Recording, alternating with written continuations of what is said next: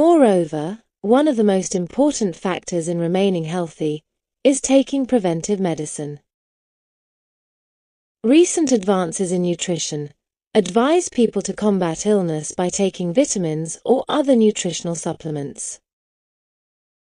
In fact, we need carbohydrates, not bread, and we need vitamins and minerals, not fruits and vegetables. Thus, we can reasonably assume that preventive medicine helps us stay healthy in some way.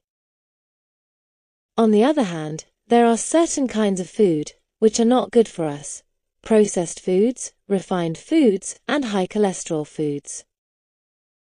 Many processed foods, such as corned beef, canned meat, and fish, are not advisable. The consumption of these foods is associated with high blood pressure because they contain a lot of sodium. In addition, the artificial colorings and flavorings in processed foods are chemicals that can be harmful to our health. Refined foods are highly processed foods that have been stripped of their original nutrient content and fiber. Examples of these foods include white flour, white rice, table sugar, and high fructose corn syrup. They are not good for our health because essential nutrients are lost in food processing. Also, high cholesterol foods such as fried foods, full-fat dairy products, and red meat are linked to a higher risk of heart disease. These foods are bad for us because they contain saturated fat. Therefore, we must be careful to avoid consuming food high in sodium, fat, sugar, and cholesterol. Nutrition is closely related to the environment. If national institutions and local communities fail to protect the environments around them, their hopes of thriving in the long run will be dashed. Also, the human world will suffer from food insecurity.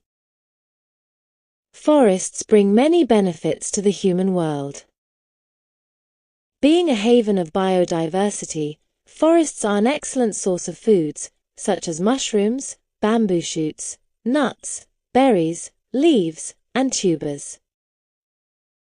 Deforestation will lead to loss of biodiversity and loss of nutrition for many local communities. The root cause of environmental damage is pollution. Air, water, and soil pollutants are causing adverse effects on plants, animals, and humans as well. Moreover, environmental damage and loss of biodiversity adversely affect diet, nutritional value, and health. Thanks to recent research on nutrition, we come to know that environmental deterioration can cause nutrition-related health problems such as malnutrition and infectious diseases. In conclusion, diet and nutrition are the very basic life-sustaining forces of all living things and the keystone of good health. In addition, they must be taken into consideration in the environmental context. A nutritious diet, which is necessary for the survival and healthy development of human beings, also depends on the environmental policies of the governments.